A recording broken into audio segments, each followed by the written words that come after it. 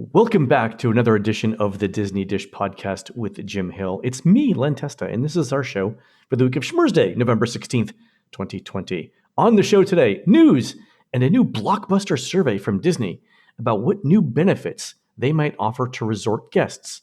And in our main segment, Jim continues the history of Disney's Port Orleans and Dixie Landings Resort and how certain Imagineers tried to steer the company away from using Song of the South as the inspiration for Splash Mountain.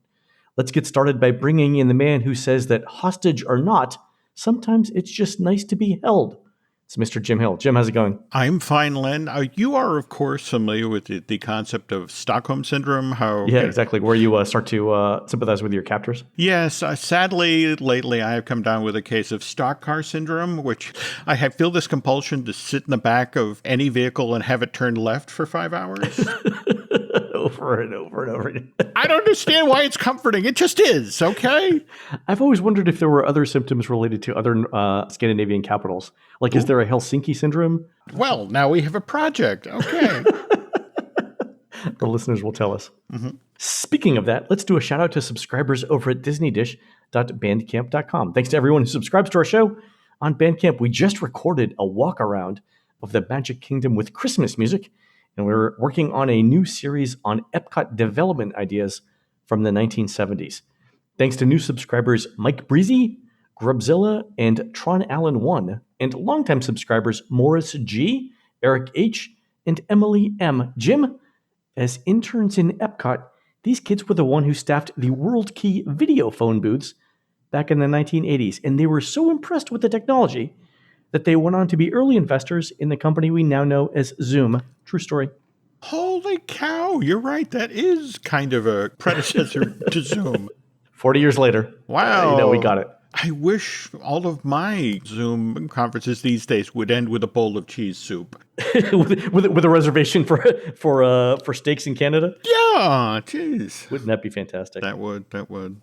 All right, Jim, let's do the news. Folks, the Disney Dish News is brought to you by Storybook Destinations, trusted travel partner of the Disney Dish podcast. For a worry-free travel experience every time, book online at storybookdestinations.com. Jim, first bit of news, the Muppets have returned to Liberty Square. How happy are you? I'm a very happy individual, but intrigued that this holiday show. Have you managed to experience it in person yet? I have not seen it in person. Our intrepid in-park person, Christina, my sister, was there the day, in fact, the very first show that was performed. And apparently they didn't have dialogue, so they were just out waving. So there was no talking. And here's the interesting thing. My sister Christina was talking to some folks who were there, and they were high-level people at Disney Plus. Yeah. Okay, so you and I haven't talked about this, but I'm going to pause here for a second. Aaron, you're going to have to bleep this out, and we'll talk, Jim, about who these people were, and then we'll come back. So, okay. So it was this was there? Yeah. What the heck? Okay, so Aaron, we can go back. Okay, so Jim, what was that person doing in Liberty Square in the Magic Kingdom, looking at a bunch of Muppets who weren't talking? Just in the past 6 months or so, we have seen Muppets Now show up on Disney Plus as a series. And the Muppets, for the past 10 years, since the Muppets Most Wanted showed up in theaters and basically did about half the business that the Muppets, the relaunch movie did. And the Muppets have been competing for oxygen at Disney because largely, again, think about it, Lucasfilm, Pixar, Marvel, it's a tough time in the company. Now, Muppet Babies has been a huge success over at Disney Junior. Muppets Now is doing very well over at Disney Plus. So the fact that you had high-level people from Disney Plus in Liberty Square, they're gathering information to take back to Disney execs and say, look at the hundreds of people who stopped dead in their tracks because the Muppets were looking out a window and waving at them. This is a franchise that deserves more attention in the company, certainly deserves a stronger financial footing. So they were there literally to gather information and to drag it back to the West Coast, to drop it.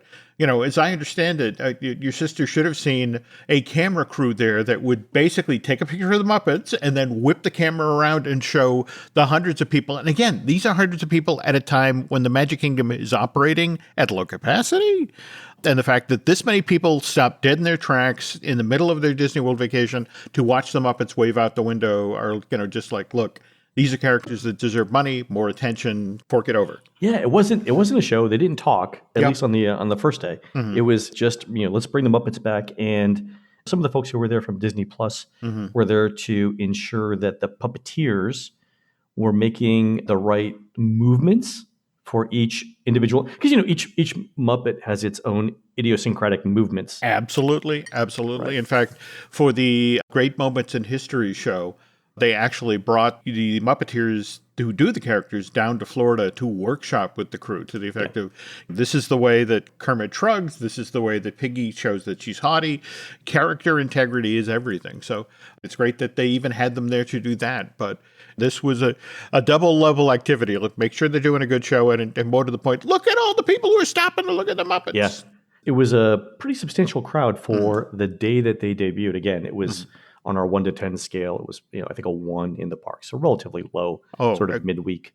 Well, no. You look at the splash that this made on social media. Again, you would have thought Elvis was hanging out over a window in Liberty Square, which unto itself is not a bad idea. Yeah, he's doing those things in Vegas. And, well, there we go. I think he's booked. The other thing that I thought was interesting about the Muppets is you can do it outdoors. People can be socially distant.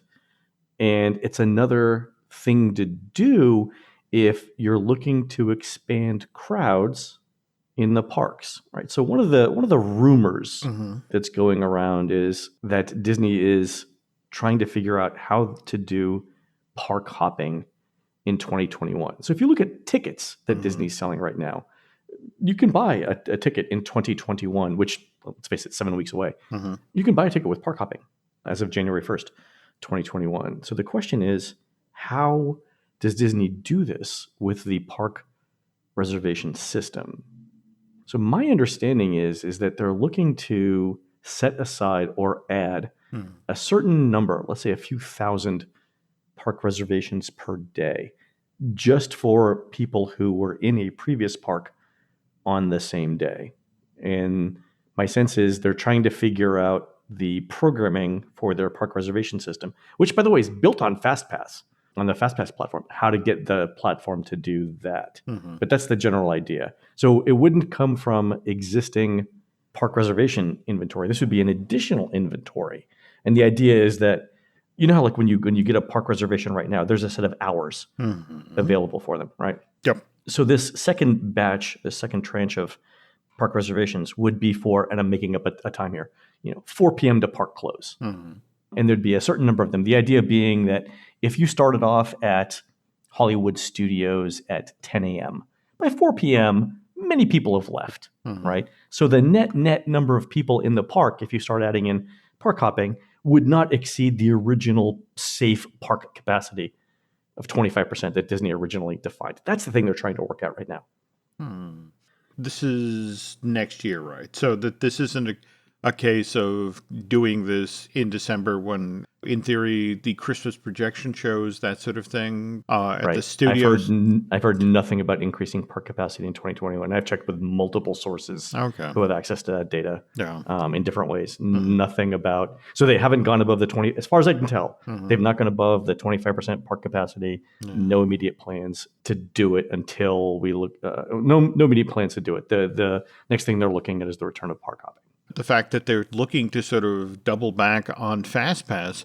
And remember, if we jump all the way back to when FastPass was first introduced, there was that whole learning curve of, okay, we pulled all these people out of lines. Oh, yeah. And what that does to shops, what that does to parades. And it's just sort of like, by the way, we got chided about this to the effect of talking about, for example, doing socially distanced holiday stuff when it's like, well, I guess the phrase we're supposed to be using in a theme park setting is physically distancing. Physically distanced. Yeah, we got a lot of feedback from people who are fairly high up in theme parks over the last few weeks, haven't we? We have. From yeah, dude, don't talk about that to we would prefer if you use these words. It's just nice to know we have listeners. Hello to all of you in Burbank. It's nice to get cuffed by a higher level of, executive. We're getting yelled at, but by a completely different class of executives right now.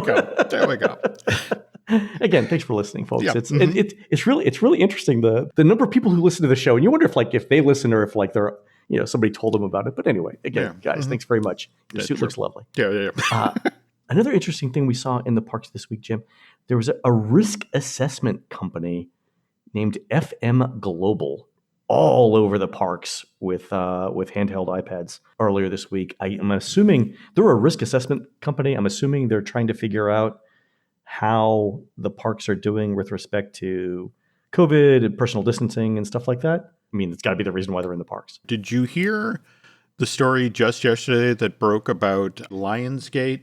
There was a film that they're doing called The Plane, starring Gerald Butler, that Lionsgate actually pulled out of because they couldn't get insurance. Oh, no, I'm sure. Yeah. It's one of these things where we are far enough down into COVID where you've got an entire entertainment industry. We're talking film, we're talking theme park, where it's like, you got to remember that there are insurance adjusters, there are writers that have to be dealt with. And the whole notion of, it's like, okay, are you guys actually doing what you say you're doing in regard to COVID? Because if not, from a risk assessment side of the business, especially heading now into another resurgence of COVID, and we're trying to keep this place open. And if a certain number of people can trace back to, well, I got COVID because I was at Walt Disney World, and I realize we have that liability warning on the little A-frame signs and on the tickets and that sort of thing. But has that been challenged in court yet? In a lot of ways, it's the Wild West out there, Len. And so the fact that the parks have been reopened since July,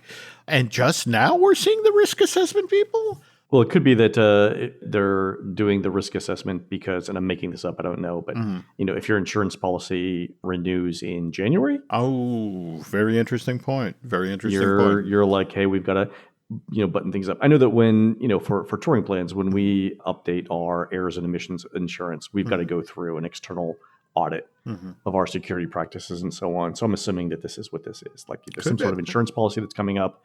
FM Global is like the third party neutral observer who says, here are the things that you guys are doing well. Here are the things that you can improve. And then the insurer would say, okay, you've got to implement these recommendations before we sign up on this policy. My guess is that's what it is. Okay, very sensible conclusion. The other interesting piece of news, Harambe Market, which is one of my favorite places to eat in the Animal Kingdom, has now opened weekends. My guess is this is probably just for the holidays.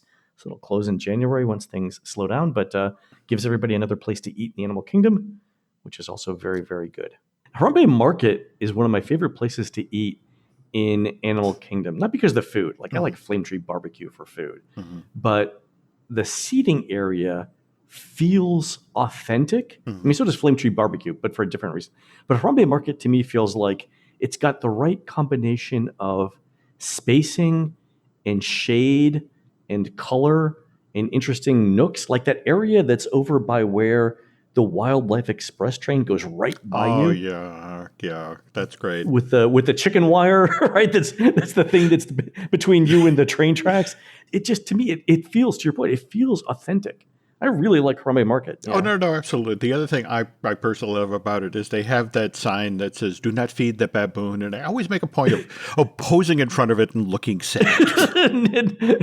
Nancy's like, I'd love to give you these ribs, Jim, but yeah, sorry. There's a sign. There I don't know. Yeah, I think Harambe Market and Flame Tree Barbecue are the two best outdoor seating places to eat in Animal Kingdom. Because if you think about like Yak and Yeti local food cafes, right, that little food stand over in Asia, you can go behind that, and they've sort of carved out a seating area there, and it's got a water element near it, and Disney tried to theme it too, but there's something about that space that to me doesn't work as well as Harambe Market or the terraces of Flame Tree Barbecue. I mean, when you and I are in the parks together, we always eat at Flame Tree Barbecue together, right? Yeah, well, I mean, it's a combination of it. It's a great space. When you're meeting with a bunch of people, they have the large tables down there. But at the same time, that's what's fun about Harambe Market. The authenticity feel plus the ability to sit down with a large group and hang. So yeah. All right, Jim, let's enough about our favorite outdoor seating areas in in the parks. I wanted to bring a Disney patent application to your attention because it looks to me like it's the next version of Pal Mickey. You remember Pal Mickey, right? Oh, yeah. Yeah. The handheld plush doll for Mickey Mouse that was one of the first sort of like personal assistants that you could carry around the parks, and through radio transmitters located at various points in the park, Mickey would come alive and tell you something about where you were in the park. We had one in the park where we were testing it, and this was the one that actually keyed off of the parade floats as they went by. And I think that was an idea that got dropped because you spent a lot of the parade leaning into Mickey going, What? Speak up, you mouse. Yes. That was the one thing you kind of had to keep Mickey really, really close to your head to be able to hear him. And in Florida in July, the last thing you want is plush doll next to your face, right? There we go. All right. So this latest patent, which was filed today, actually, just a few minutes ago. Oh. Systems and methods for interactive responses by toys and other connected devices. And Jim, I think the thing I want to point out here is you see in the show notes, there's a diagram of all of the things. And sort of in the left-hand side, it looks like right below Cinderella, Jim. Looks to me like the child. Oh, a little bit. Right? Yes. And so what it's showing here is there are transmitting devices who would transmit things to do to these interactive plush dolls. And the things that Disney shows that might transmit data to these dolls to do things. One is the castle. Another one is Cinderella. And another one is your cell phone. So I think the idea here is that as you're walking by a location in the park, or you're meeting a character, something nearby would transmit something to do to whatever this next version of Pal Mickey or the child is. You and I have talked at length in the past about the original Magic Bands deck. All the stuff you were supposed to do with Magic Bands. And remember how at one point, for example, if you wanted to do a character meet and greet, there was supposed to be a discrete sign, kind of like a teleprompter screen in the corner that would then give the friend of Mickey the information about, Adrian, so nice to see you, having traveled all the way from Cincinnati. How is your lovely dog, Fluffy? Right. All of that info and the playtesting they did that kind of creeped the parents out. But on the other hand, if it's, I see you brought your whatever this toy's name is with you, and how have you enjoyed your time in the park? Just sort of moving the questioning back to a more comfortable level, but at the same time allowing that crazy level of interaction that this is talking about here. I mean, if you look at this diagram between the computer monitor or the television screen that suggests that when you go home, here are your adventures in the park we get to revisit. Just the suggestion here about turning off the lamp at night, that's a little interesting. Yeah, so you could use the you could tell the child to turn off your and I didn't realize this till you just said it, but you could use the doll if you connected it to your home network. Yeah. You could be like Yoda, turn off the lamps. And it would do, wow, that's a super interesting idea. So I always thought of these things as receiving data from external transmitters like the castle or Cinderella, and then relaying something to you. But you're right. This is a bidirectional thing where you could tell it to do stuff. Yeah. We've had the surveys in the past year. For example, the room that greeted you as your favorite character when you were coming in, or likewise, when your child went to bed, how it could tell the room to tell it a bedtime story.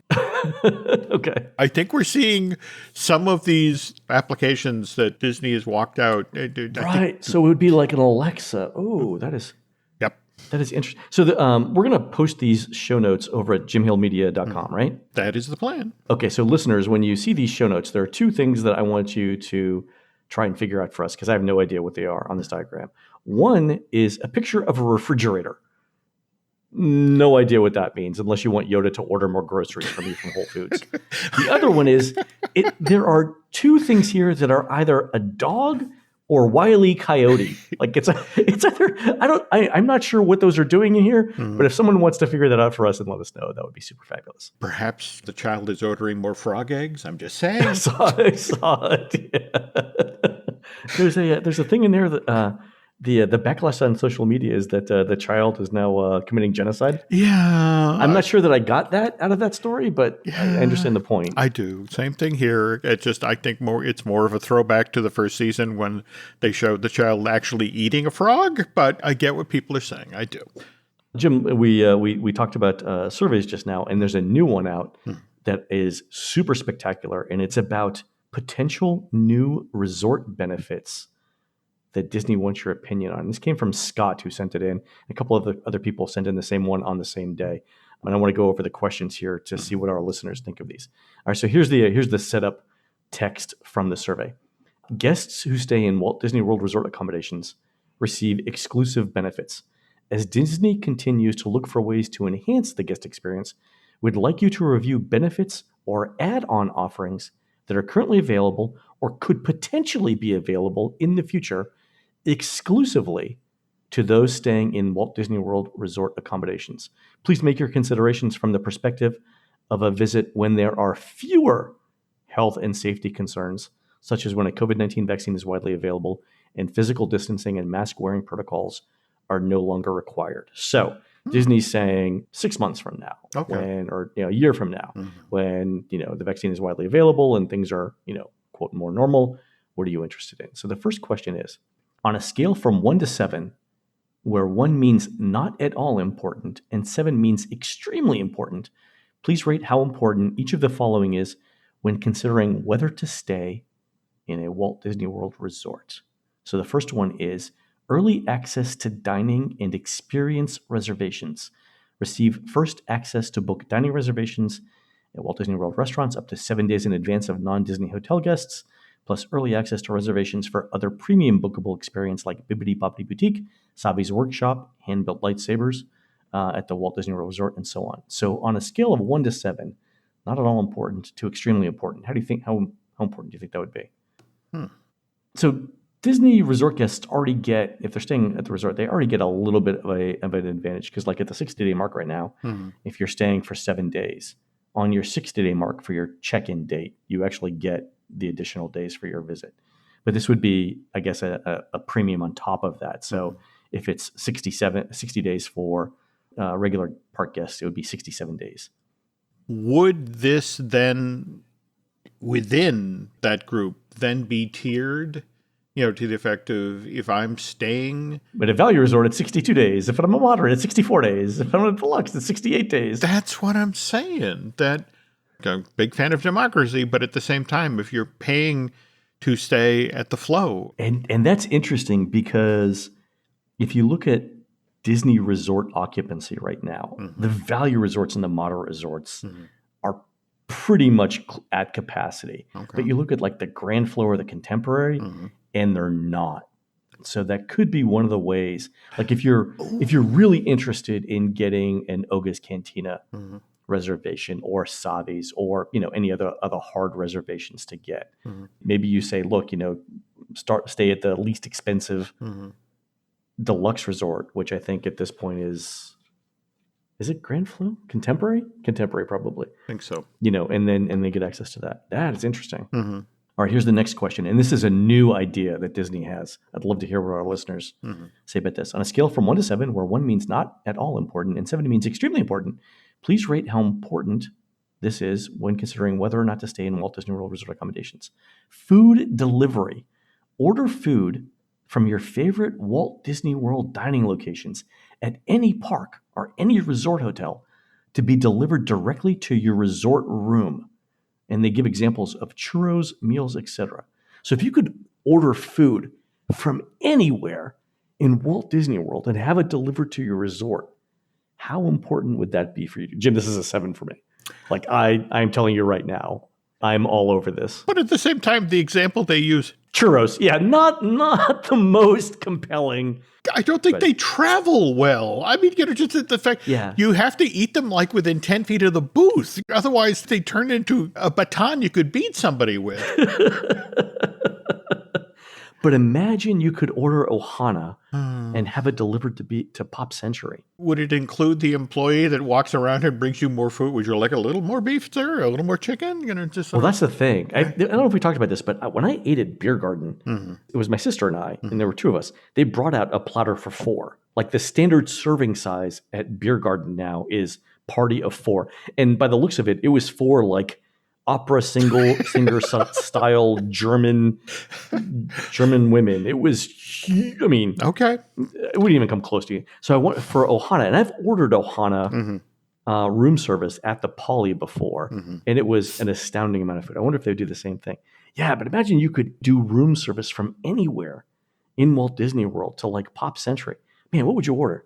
Oh, Ohana came first. Well, I'm sorry. I have a predilection for Whispering Canyon. Oh, yeah, the skillets at Whispering Canyon. Yeah, good idea. Again, all you can eat thing. Yeah. But the flip side of this, though, is remember how 10 years ago, when the amount of homework that children had and they were taking home all of their textbooks in a backpack, and how there was this whole generation of children that were becoming like Quasimodo, bent over from calling. Yeah. Think about and this would be the food delivery people. No, that's it exactly. Oh, dear Lord, he took a load out for Whispering Canyon. Get the massage table ready. I'm thinking they would need like mules to carry all this food between the resort. Like if you see Disney start to buy a bunch of donkeys. There we go. That would be it. Okay, so the other thing I love about both these ideas, and by the way, there are tons more coming up here.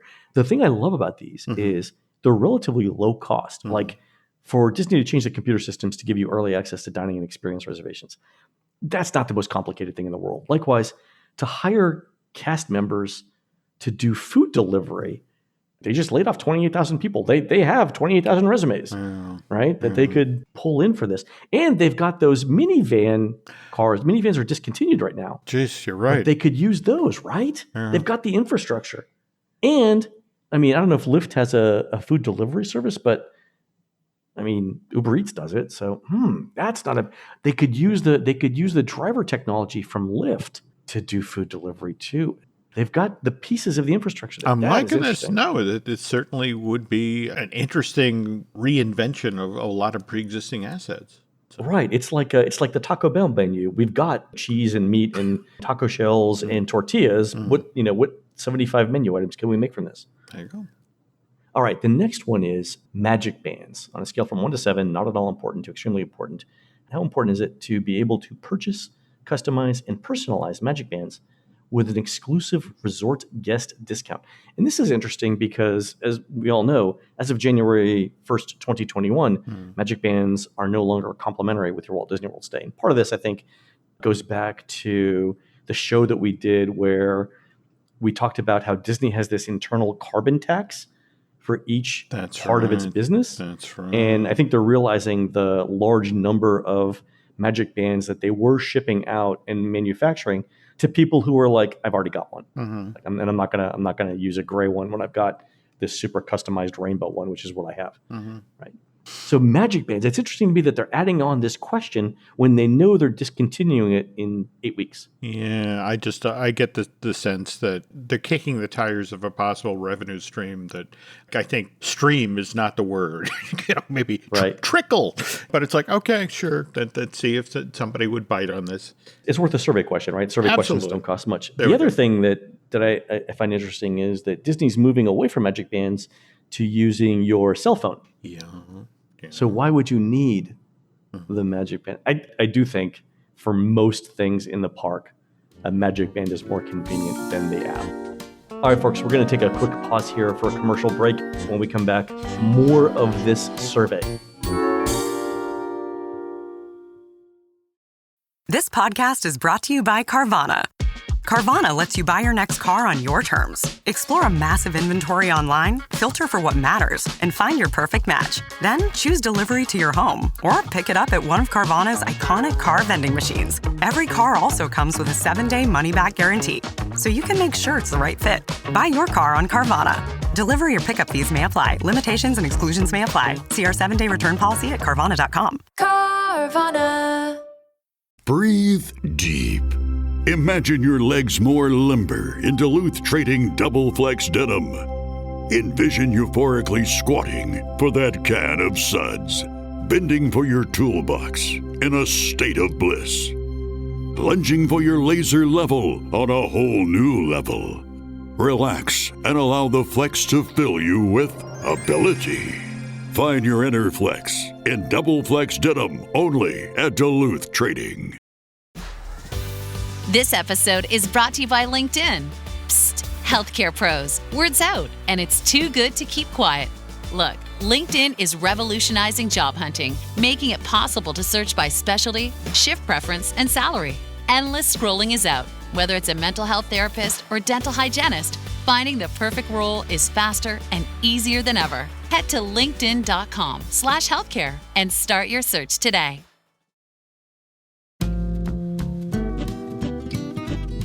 All right, the next question is, again, from 1 to 7, 1 meaning not at all important to 7, extremely important. What about bundles, which are simplified, discounted, add-on theme park ticket options that include access to water parks, park hopping, mini golf, and digital entitlements such as Memory Maker?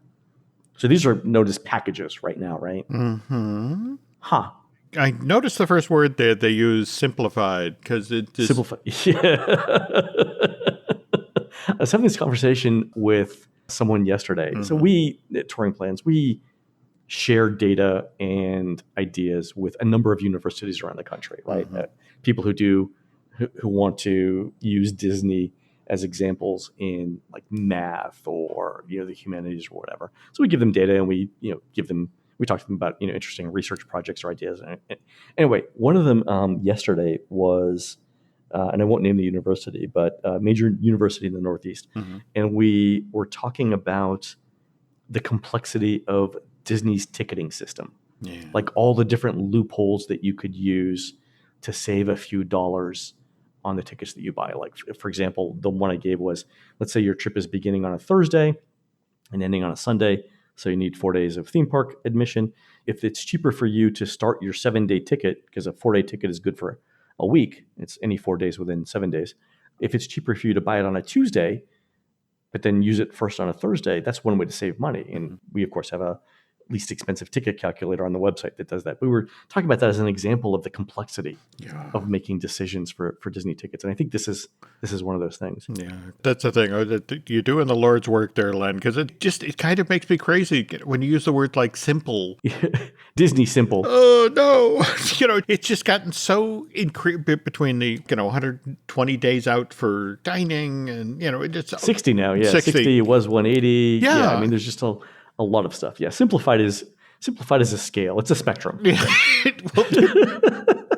That's true. All right. I will buy into that definition. Speaking of which, the next question, again, 1 to 7, not at all important to extremely important, is access to the Disney dining plan, which they explain is exclusive access to a pre-purchased package of daily meals and snacks. And my guess is, just based on the feedback that we've seen from our own users at Touring Plans, that this is going to be, the average here is going to be extremely important for about half the people who answer this survey, because people love the Disney dining plan. And the phrase that I want to highlight within this explanation that Disney gave was the phrase pre-purchased, right? The thing that people like about the dining plan, even if you tell them it's not a good value, the thing that they like most is I've already paid for it and I don't need to worry about the cost of things when I'm on vacation. When you get vacation brain going, it is nice to have to not do that. It's like, oh, how am I going to pay for this meal? I already paid for it. Hey! Bring on the desserts. There we go. The next one is complimentary on-site transportation by bus, water taxi, monorail, and Disney Skyliner. I love that they mentioned the Skyliner here. The theory was once they put the Skyliner in, this was eventually going to become Disney's cable cars, the thing you had to ride. Are you getting any sense of that from folks who are going to do? I mean, I realize we're only a year in at this point, and obviously we're also in the middle of COVID. I think Disney has realized that they need more capacity on it. And here's why. Even now, when there are relatively low crowds in Walt Disney World as compared to pre-pandemic times, and even with Art of Animation not open, the number of people who were getting in line at the Skyliner, and I'm not making this up, 3 hours before Hollywood Studios opened to get to that park was so great that Disney is now running buses from Pop to the studios. Whereas before, the idea was as soon as the Skyliner goes live, we do not have to run buses from Pop and AOA to either Epcot or the studios, because the Skyliner will take care of all our transportation needs. It is so popular. People think of it as its own attraction now so much that they are lining up 3 hours before the park opens. So the park opens at 10. There are people in line at 7 a.m. to get on the Skyliner when it's not even running. Wow. And I think it's two things. One, Disney realized that there's a capacity problem. And there's a larger problem, right? When all the parks open at different hours, right? And you got people standing in line for 3 hours. That's just not good. But the other thing is, I don't know that they thought that people would be that dedicated to that mode of transportation. But it is its own ride. It's a thing that you can't do anywhere but Walt Disney World. And remember, we've had $900 million of capital expenditure that's been paused while the resort rides out COVID. And it was talking with friends about what's going on over at Disney Springs. And it just sort of, their frustration is that the plan to extend the line from Epcot over to Disney Springs with a couple of interim stops, that was phase 2. They were hoping that on the success of the first year, that they'd be able to turn key on this thing. And this would be not necessarily there for the 50th anniversary, but in 2022 and beyond. A fast follower, as the kids say. There we go. Yeah. And now that's not going to happen, or at least not for a couple of years. So, well, the good thing is I mean, it works. It is as popular. I can't imagine that Disney is not happy with the level of satisfaction. Oh no, with the Skyliner or its popularity. I mean, I think it's a win by any definition of it. To your point, it's a little bit expensive to build out, but once you do it, it opens up a whole range of options and benefits to people staying on site. Like, you and I have joked about this offline, but like if you look at what Universal's doing when it's buying up different parcels of land northeast of Walt Disney World, right? They need a Skyliner. They do. A thing like a Skyliner to bring together all the disparate elements of their park. And it's kind of funny how we look at Universal and it's like, I love what they're doing with all the individual parks, but it's disjointed. And if it was a choice between a bus system that goes through Orlando or a Skyliner type system that is run by Universal, like bring on the gondolas, man. No, absolutely. But they are already working on the next generation of the Skyliner stations, and going forward, 3 new elements. I love hearing this for the first time because you and I haven't talked about this. Go ahead. Okay. 3 new elements to Skyliner stations. Go ahead. Nothing to do with the Skyliners themselves. They're not going to touch that. But it's like going forward, each of the Skyliner stations will have dedicated restrooms because of the very thing you're talking about, people lining up hours ahead of time. Okay, good. And Caribbean Beach has one, so that's great. Okay. But that's the only one that has one. So it's like, okay, dedicated restrooms. Also a retail component, because again, people ride this thing and immediately I want my t-shirt, I want my toys, I want my... So it's like, okay, so we need a retail component in each one of these things, kind of along the lines of, you know how you're going through the ticket and transportation center and there's a little gift shop off to the side? Yeah, right by the bathrooms, in fact. There we go. No, that's it exactly. To the right as you get past the ticket booths, yeah. And then a food cart that can be rolled in and out, just because of Disney has stood there and observed these people standing there for 3 hours. And they need to pee. They want something to eat. And when they're standing here, we have an audience that's primed to buy crap. So it's like we are leaving money on the table. So going forward, when we see the next generation of Skyline stations, bathroom, shop, and a food cart. So that's interesting because Coronado Springs has Caribbean Beach has a jaw freeze down the ramp from where you get on. And it's got bathrooms. But I think if you imagine you're a family, right, where you want the kids are going to run out of line to go to the bathroom or to get a coffee or whatever, you want to be able to keep an eye on them. And that's it exactly. It's close at Caribbean Beach, but not quite where it's at. So by bringing them all under one roof, okay, that makes sense. Yeah. That's good. So, one other quick Epcot related thing. So I was going on the Skyliner, passing over Ratatouille. I happened to mention to a cast member, I'm not going to say where they work, but like, hey, how close is Ratatouille? And the answer that I got was this cast member had been inside the park, inside the ride recently, and it is virtually done, like ready to turn the key. And the debate is whether to start it up for the holidays or wait till 2021. I think at this point they're going to wait till 2021 to have an advertising thing. But there was some question as to whether internal work had stopped at Ratatouille back in March, and apparently that's not the case. That this person said it is literally ready to go. They walked through the entire show scenes, and it's ready. I guess it literally came down to are we going to need this ride to open to convince Orange County locals to come out to the park? And the thinking was, no, it's the holiday season. We get them twice a year. We get food and wine, and we get them for holidays. Yeah. So it's like, no, we don't need this. No, we don't. After the first of the year, we're definitely going to need this. So hold it till then. But no, your source is correct. Yeah, so I would expect when we see the Disney World Christmas Parade stuff, we're going to start to see ads for Ratatouille. Oh, no, absolutely. In fact, I'm tracking when they're going to begin shooting that, because I don't know. Have you heard about how they're handling Macy's in New York this year? It's greatly cut down. So it starts. You can't walk through in the days before to see the floats being the balloons being inflated, and it's a shortened and simplified route. Oh, no, absolutely. I mean, the whole thing is basically staged around Herald Square.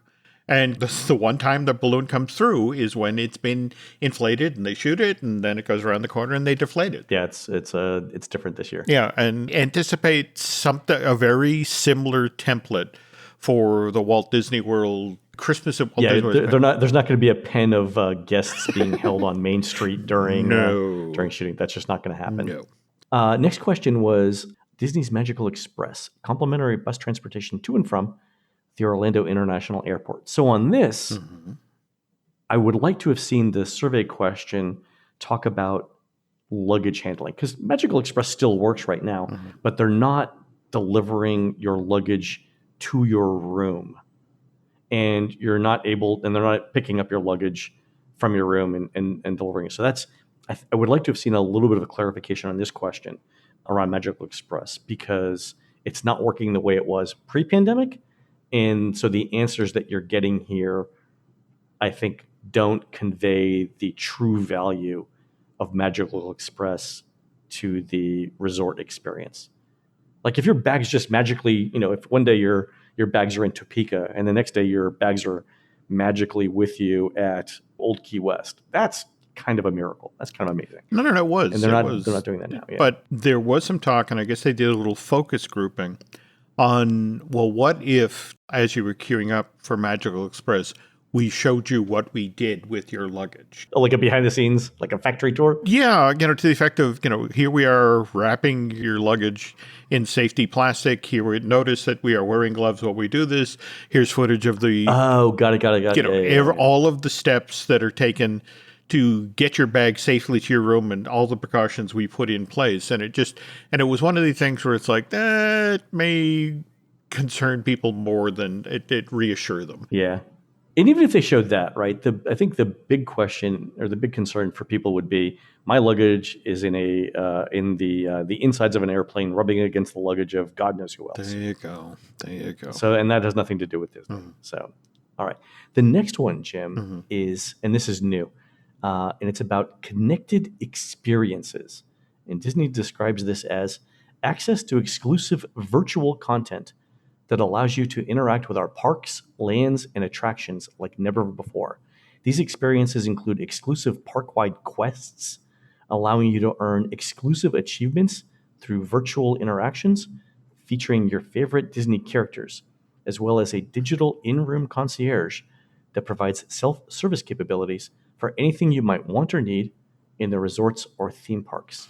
So imagine Sorcerer's the Magic Kingdom, but only for resort guests, or the Remy scavenger hunt in Epcot, or the World Showcase Adventures, right? But only for resort guests. Well, I want to say it was a D23 Expo, and this was 2 and 3 of them ago, where they showed footage of a Pirates of the Caribbean themed experience. I think it was a full day long experience where you first met somebody in the lobby who told you had to go to the Magic Kingdom to find this pirate, who in turn would hand you a tchotchke, and you then had to share messages from the shore with people who were riding the Mark Twain.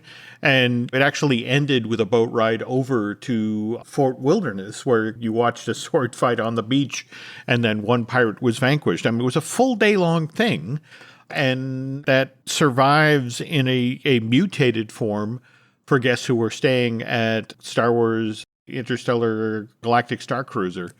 So it's interesting, again, this whole park-wide quests and exclusive achievements or interactions with your favorite Disney characters. I'm a little intrigued about how you do this. But again, supposedly this is post-COVID, so that's really not an issue. That we have to sort of change our mindset to in a time when we're not wearing masks and we're not looking every 5 minutes for where the hand sanitizer is.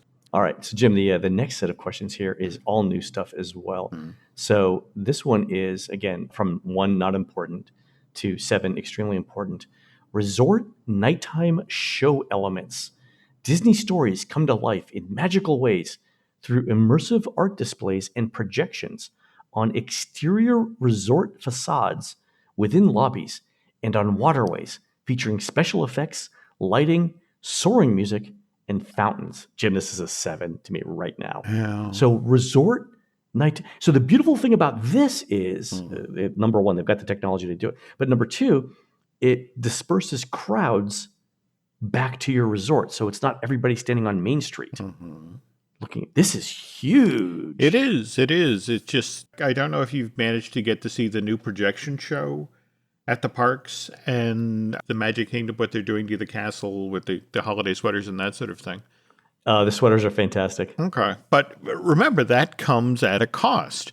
That this year they made the decision not to do the icicle overlay. Right. And I've heard that might not ever come back. Yeah. Yeah. And when you do this inside the parks, it's amazing. But if it's like, how much more amazing is that going to be if I can go back to the Pop Century and they're doing that on the side of a building? I mean, it would be toned down, but imagine you're just walking around and it happens. Well, I think this is a fantastic. No. There's a wonderful idea there. But at the same time, it's like right now, projection is special because it's done on the Chinese Theater. On the park icons, yeah. If, on the other hand, it's done on the side of the Art of Animation building, it's like, okay, so now you got to do something different for me to have me stay in the park to, hang out in the Magic Kingdom. And you could potentially have to do 24 different projection shows. That's it, exactly. Still. Okay, so a big challenge, but still they have the technology. That's a great idea. Next one is in-resort character experiences. Character dining in your own resort, plus roaming Disney characters and interactive nighttime story experiences. So we've got character dining at some resorts, but roaming Disney characters and interactive nighttime story experiences, that's new. But again, the weird part of it is like everything old is new again. I mean, it used to be that was half the charm of going to Disneyland was the fact that back in the day, the characters did in fact roam. Right. You and I have talked about how that training video that they have out there where they reinforce to the characters, do not go into the stores. Do not get in the little narrow aisles with fragile things. They actually trained them to do that. Whereas now, it's like, yes, if you want to meet with Mickey, he's in this specific building, get in that queue, and in an hour you will be there. Only the Disney cast members who had the guide in their back pocket knew, okay, Baloo comes out at 2:30, he's typically in this area, go hang there. They were the only ones who shared that, and that frustrated a certain number of guests. So me personally, I'd love to see roaming Disney characters again. But again, I'm old. I remember when it used to happen. It was great. But at the resorts, though, they've never done that. But think about it. Every so often, Whispering Canyon, how you'd see Goofy or Pluto or that sort of show up.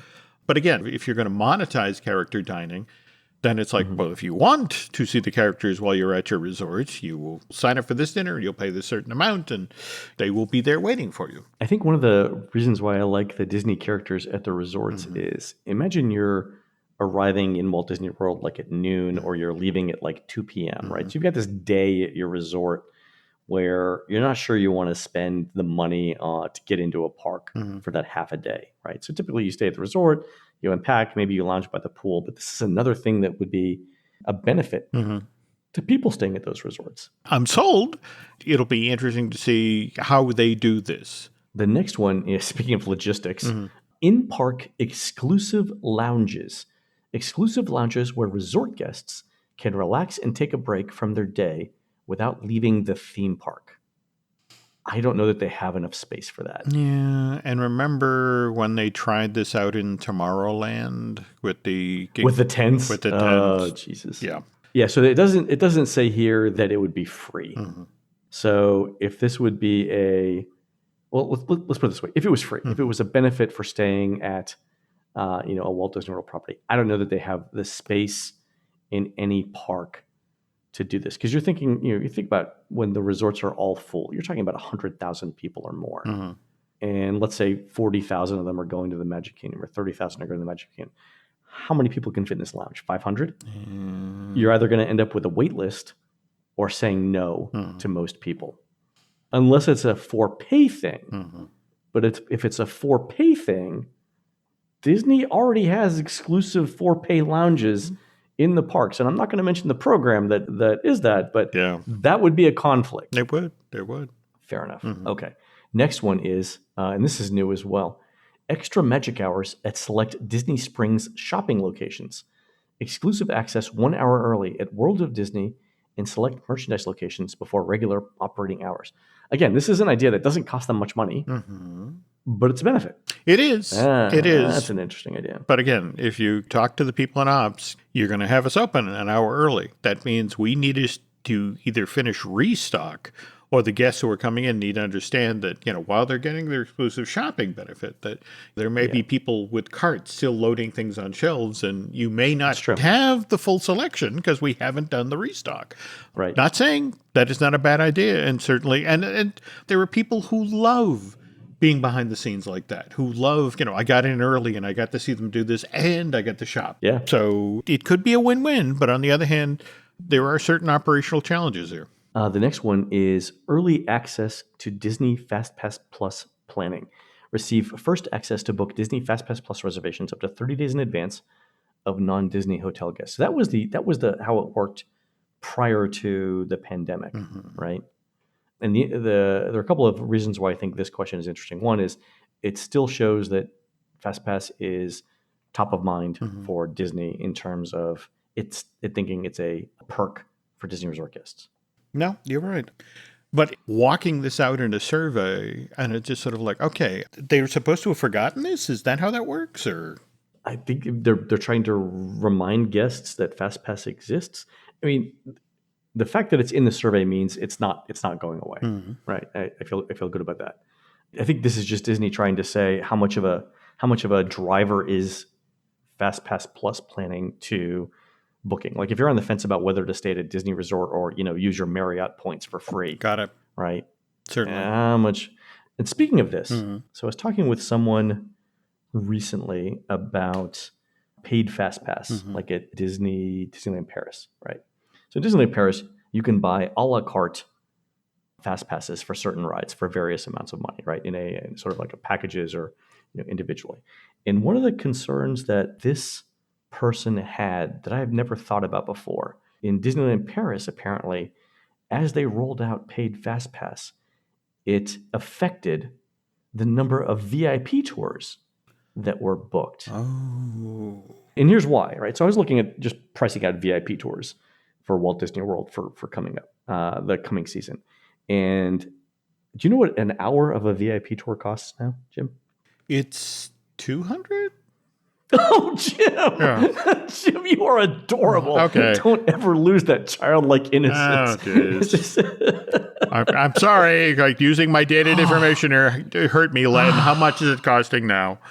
$750 an hour, minimum 7 hours. Oh my God. Yeah, that's exactly what I was. Okay, so Disney doesn't have they're not at full capacity when it comes to VIP tour guides, but still, if you're looking at like during the holidays, 60 tour guides at $750 an hour. By the way, they make minimum wage. They make $7.50 an hour. So this is virtually all profit, right? Right. 60 tour guides for 7 hours minimum at $750 is $315,000 a day, or over the course of a year, $115 million. Oh my God. So the question that they have is, if people can buy fast passes and they substitute buying fast passes a la carte for VIP tour guides, how much of that $115 million is cannibalized by a la carte Fast Pass Plus? Oof. And I don't know that I've ever heard that conversation before.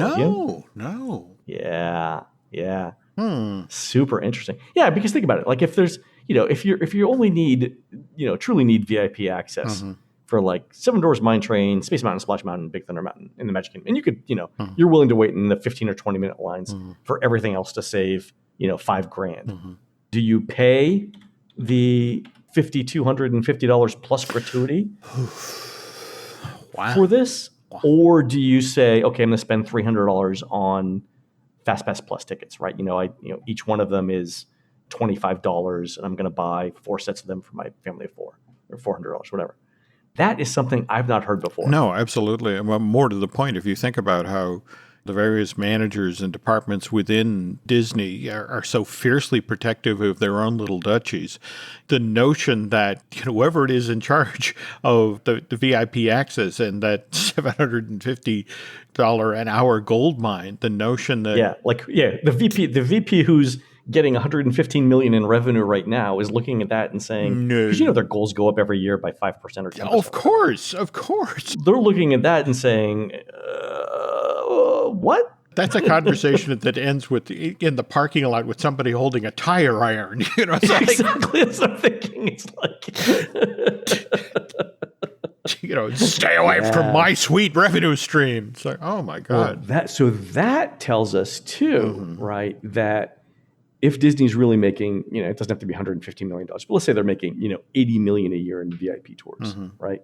How much do they have to price paid FastPass at in order to make sure that their net revenue is greater than whatever they're making now? It's not going to be $5 for a FastPass. No. Yeah, so that, from my European source, that is something I had not thought of before. That's fascinating. Holy cow. Oh. Yeah, super interesting there. Okay. All right. Next question. On-site concierge to go. So on a scale of 1 to 7, 7 being most important, how important is exclusive virtual access to a personal one-on-one concierge from anywhere at the Walt Disney World Resort with the ability to chat with a concierge to answer your questions and personalize your experience? So in real time while I'm in the parks, or anytime? Wow. So, kind of you're having your own personal world key on your phone or your iPad. Yeah.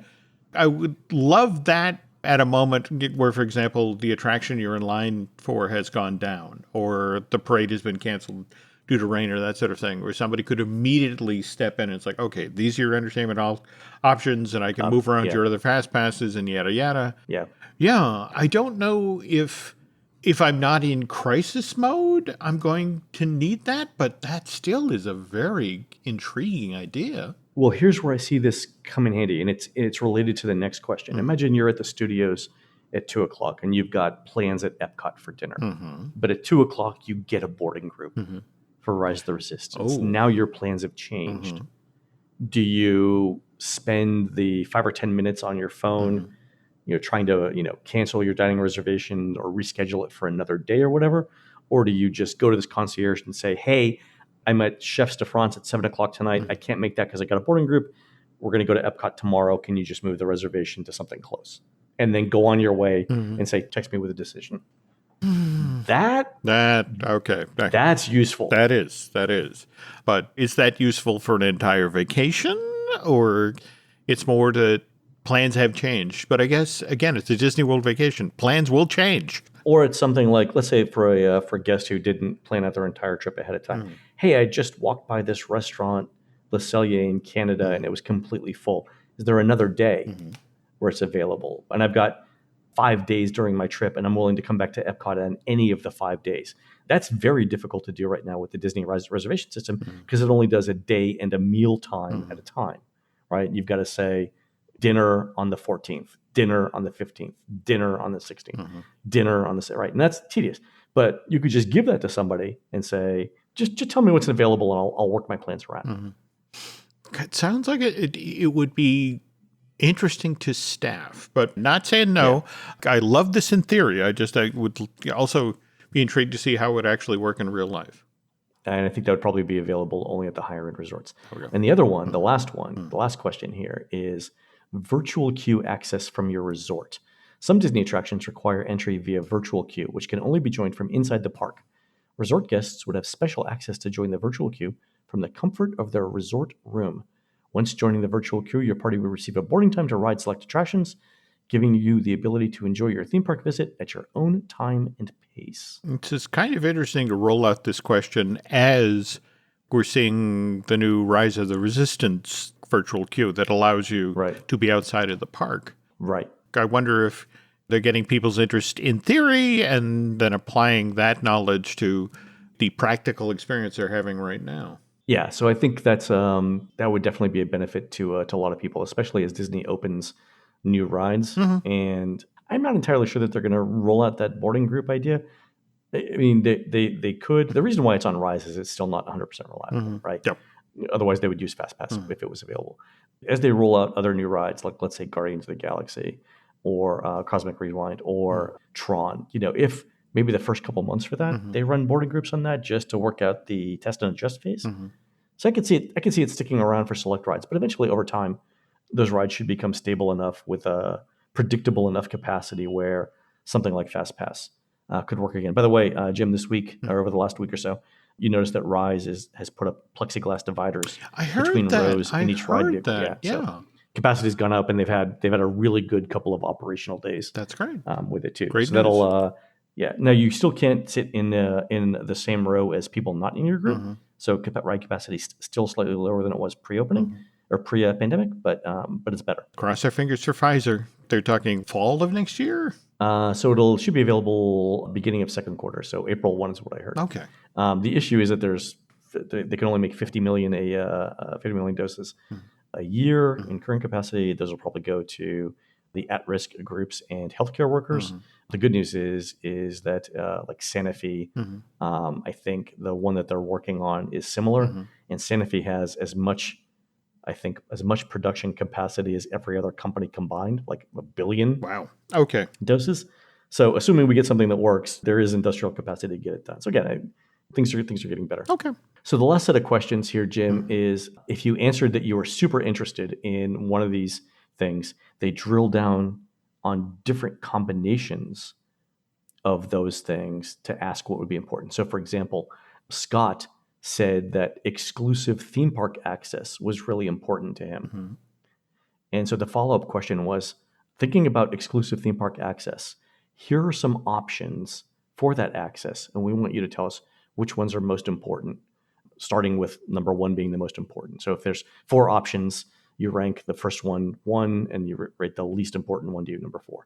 And it was, and this one was exclusive theme park access, and the options are 1, exclusive extended hours at one of the theme parks per day, morning or evening, or extended exclusive access to finish out your day at one theme park every night, or early access to one theme park every morning, or 30 minutes exclusive early entry into every theme park every day.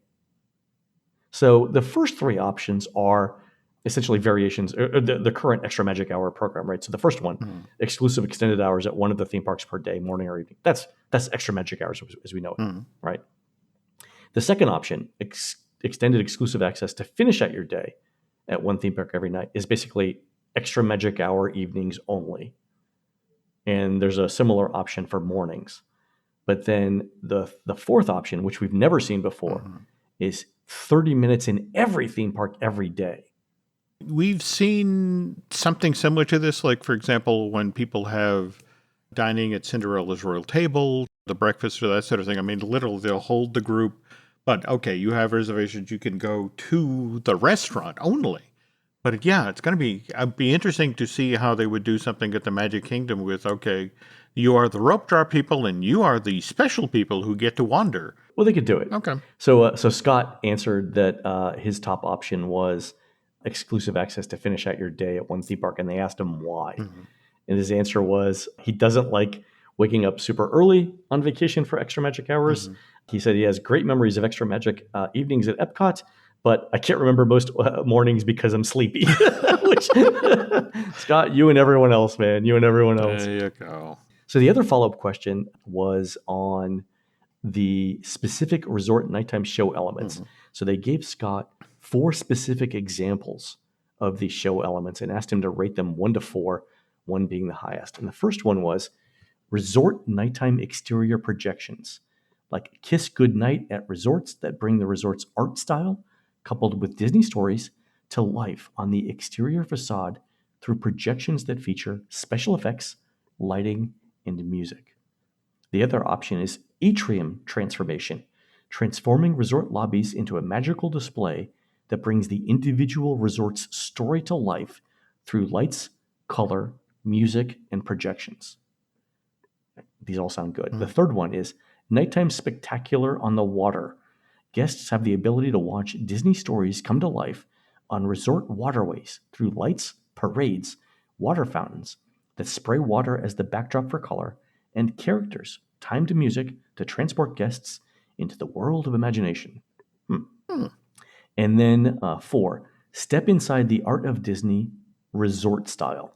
As a resort guest, exclusive access to an immersive art display that transports you into the world of Disney. So resort, nighttime exterior projections, atrium transportation, nighttime spectacular on the water. By the way, every time I hear on the water, I think of Deep Purple's song Smoke on the Water, which I don't know if everyone's familiar with that song. It doesn't end well. So. All right. Other true story, and I may have mentioned this on the show or not.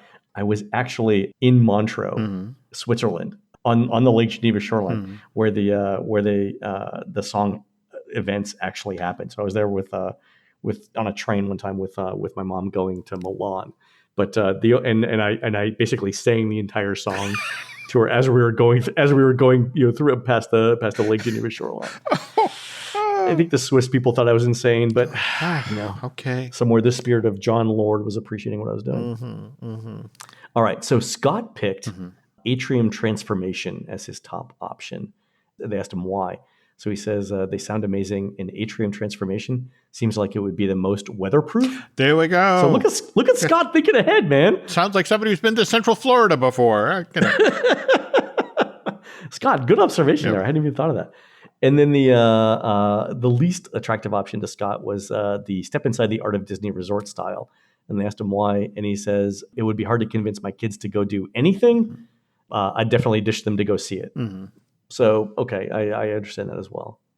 Wow, this was a great survey. No, absolutely. Kind of an eye-opener about, on the other side of COVID, what they're going to do to try to convince us all to go back. Yeah, and I love some of the ideas, and some of them some of them are sort of would require a lot of investment, but others, I think they can do pretty quickly because they've got the infrastructure and the pieces already existing. Okay. I'm intrigued as to which atriums you could use. I mean, obviously Wilderness Lodge, obviously Animal Kingdom Lodge. Well, you think about like Wilderness Lodge or Animal Kingdom Lodge, you could make those animals come to life. Oh, yeah. Yeah. At the projections. I mean, think about like a projection on the fireplace in Wilderness Lodge, or on the totem poles. Very, very great ideas. Interesting. All right, Jim. Normally, this is the point where we would take a quick commercial break, but we're already 80 minutes into the show. Why don't we save our Port Orleans feature piece for next week? That works for me. And we'll give folks something to look forward to. How's that? Absolutely. All right, folks, and that's going to do it for the Disney Dish show today. Please head on over to disneydish.bandcamp.com. You'll find exclusive shows never before heard on iTunes, including new in-park audio of the Magic Kingdom at Christmas, and our upcoming special series on Epcot storytelling. You can find more of Jim at jimhillmedia.com and more of me, Len, at touringplans.com. We are produced fabulously by Aaron Adams, who's practicing his Flintstone flip for the 2020 Billabong Pipe Masters World Surfing Championships, December 8th through the 20th at the Banzai Pipeline just offshore in beautiful Oahu, Hawaii. While Aaron's doing that, please go onto iTunes and rate our show and tell us what you'd like to hear next. For Jim, this is Len. We will see you on the next show.